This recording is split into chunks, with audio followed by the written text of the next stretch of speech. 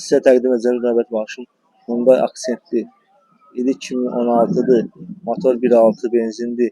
Sahibi 16.500 deyir. Real C endim olacaq. Ətraflı məlumat nömrə qeyd olunacaq. Maşın ətraflı çəkib sizə təqdim edirik.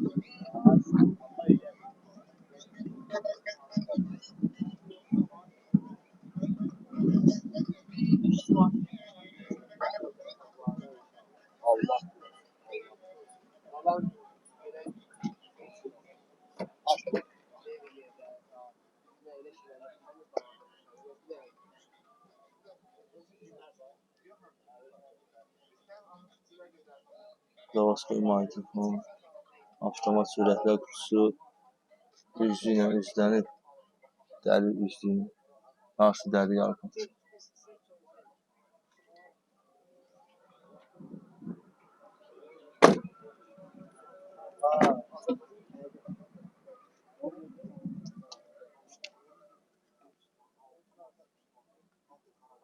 Siz də hansı maşınlarınızı seçmək istəyirək bölməsində bildirə bilərsiniz. Bizə dəstək olmaq üçün videomuzu bəyənib abunə olmağı unutmayın.